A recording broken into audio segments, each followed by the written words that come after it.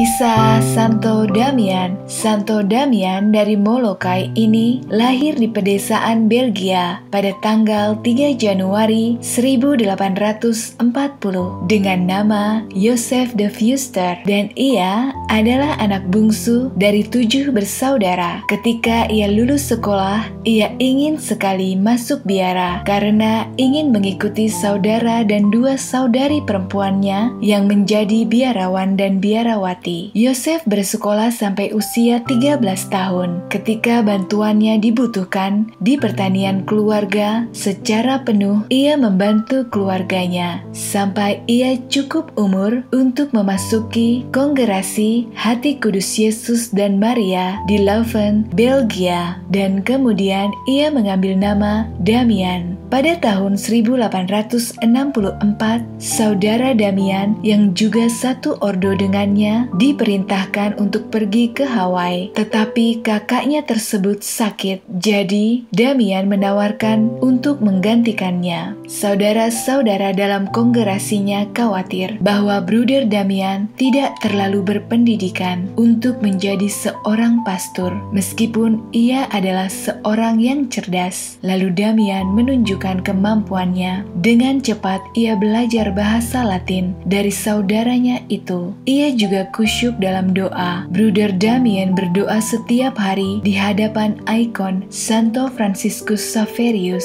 untuk meminta syafaatnya agar ia dapat dikirim dalam misi. Kemudian Damian pun pergi dan tiba di Hawaii pada Maret 1864 dan ditabiskan sebagai imam di Pulau Hawaii 2 bulan kemudian. Selama 9 tahun ia bekerja di pulau itu sebagai seorang imam, melayani kehidupan yang penting namun tidak istimewa. Pada tahun 1866, Hawaii mendirikan koloni pengasingan untuk penderita kusta di semenanjung Kalaupapa. Dulu masih belum ada obat untuk penyakit kusta dan dipercaya bahwa kusta sangat menular. Keyakinan ini mengakibatkan pasien kusta dikarantina secara paksa. Namun orang-orang ini masih membutuhkan perawatan spiritual dan medis. Jadi, Damian dengan sukarela meminta agar dikirim ke sana. Bagi Damian, hal ini memahami panggilannya untuk melayani mereka. Pada tahun 1873, Damian melakukan perjalanannya untuk bersama membantu orang-orang di pengasingan. Setibanya di sana, ia menemukan bahwa mereka tidak terawat dengan baik. Banyak pasien membutuhkan perawatan, tetapi tidak ada perawatan bagi mereka.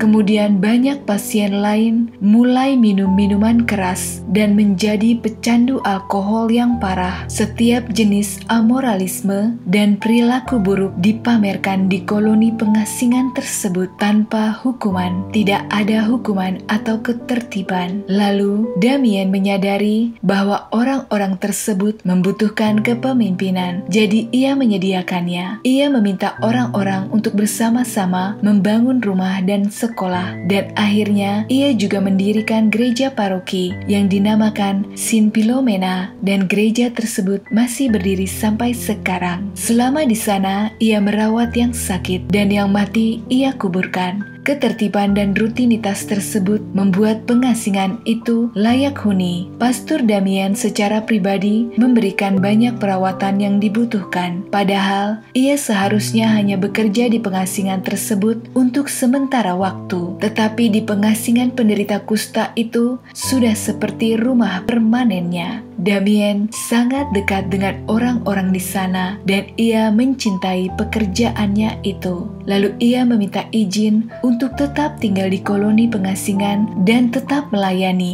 dan permintaannya tersebut pun dikabulkan. Kusta tidak menular seperti yang diasumsikan kebanyakan orang pada masa itu. Namun 5% dari populasi manusia rentan. Penyakit ini juga dapat memakan waktu beberapa tahun untuk menunjukkan menunjukkan gejalanya, dan akhirnya Damien menjadi salah satu dari orang-orang itu. Ia terjangkit kusta pada tahun 1885. Setelah beberapa tahun bekerja, ia menyadari bahwa ia menghidap penyakit kusta. Ketika ia memasukkan kakinya ke air mendidih, ia tidak merasakan sakit. Hal ini adalah cara umum yang digunakan orang untuk mengetahui bahwa mereka terinfeksi. Kusta menyerang ujung syaraf dan penderita mungkin dapat melukai diri sendiri, tetapi tidak dapat merasakan sakit. Namun, Damien tetap melanjutkan pekerjaannya meskipun penyakitnya yang lama-kelamaan mengambil alih tubuhnya. Namun, ia memperoleh kekuatan dari doa dan pengabdian. Ia sering berdoa rosario atau menghabiskan waktu di hadapan Ekaristi. Ia juga menuliskan sebuah kata yang berbunyi, "Di kaki altar itulah kami menemukan kekuatan yang kami butuhkan dalam isolasi kami." Secara keseluruhan, Pastor Damien adalah orang yang berani, keras kepala, dan tangguh.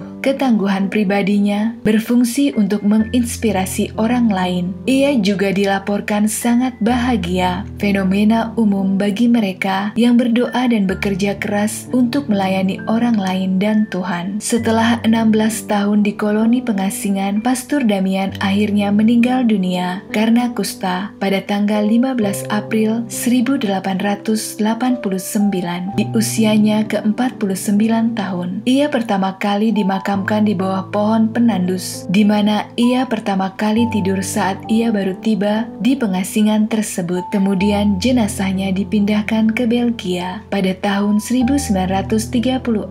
Tangan kanannya kemudian dikembalikan ke Hawaii pada tahun 1995 untuk dimakamkan kembali di kuburan aslinya di Molokai. Ia dibeatifikasi oleh Paus Yohanes Paulus II di Brussels, Belgia pada tanggal 4 Juni 1995. Kesuciannya dikukuhkan pada tanggal 11 Oktober 2009 oleh Paus Benediktus ke-16. Hari rayanya adalah 10 Mei. Hari kematiannya 15 April adalah hari libur kecil di seluruh negara bagian di Hawaii. Santo Damien adalah santo pelindung orang yang menderita kusta. Demikian kisah dari Santo Damien yang begitu giat dalam doa, bekerja, melayani orang lain, dan Tuhan. Semoga kisah ini juga dapat menginspirasi kita semua. Sampai jumpa lagi bersama saya, Benedikta. Salam sukacita.